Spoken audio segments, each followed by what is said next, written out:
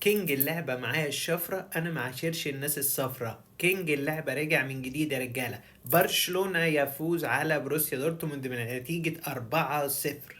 أقول إيه وأعيد وأزيد في برشلونة وأداء برشلونة وجمال برشلونة النهاردة. برشلونة أبدع وأمتع وأقنع، والبطولة بتقترب يا رجالة، والله البطولة بتقترب. مش نص نهائي بس، نص النهائي خلاص احنا حطينا فيه رجلينا الحمد لله، وهنقابل واحد من الانتر او بايرن، ومش هتفرق بصراحة قدامي. بس واضح ان الفرقة رايحة على البطولة، رايحة على دوري ابطال اوروبا. اهو احنا رايحين على البطولة دي، وان شاء الله ناخدها باذن الله. ده هانز فليك يا جدعان، مش انشيلوتي خالص. ده احنا شفنا مدرب بيغير في فكر اللعيبة كلها على مدار الموسم. الحق يتقال، هانز فليك في المباراة دي قدم فكر جديد. الفكر الجديد ده بالكرات العرضية، كرات عرضية من الدماغ، اسيست للاعب اللي هيجيب الجول. مفيش احسن من كده اداء، خصوصا كمان ان هو دفاعيا صلح المشاكل اللي كانت عنده. طب المشاكل كانت عنده في ايه؟ في الدفاع المتقدم. هو لسه في دفاع متقدم بس مش متقدم قوي كده، لا بقى في اعتدال شوية، بقى عارف يظبط المدافعين شوية. فبالتالي النتيجة خلصت على الابيض، خلصت على الزيرو، 4-0.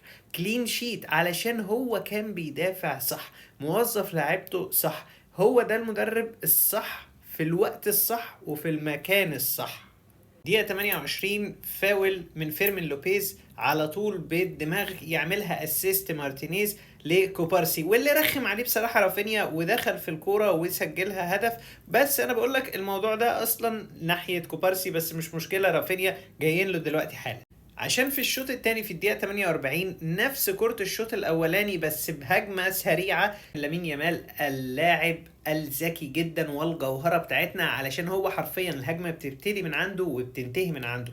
أي خطورة من عند لامين يامال. النهاردة كان رايق رايق رايق، والواحد كان متمزج قوي وهو بيتفرج عليه. عرضية من لامين يامال، وهو ده الفكر اللي أنا بقولك عليه، إن رافينيا يقوم مباصيها الأسيست بدماغه لليفاندوفسكي اللي بيلعبها بدماغه على طول وبيسجل الهدف الثاني.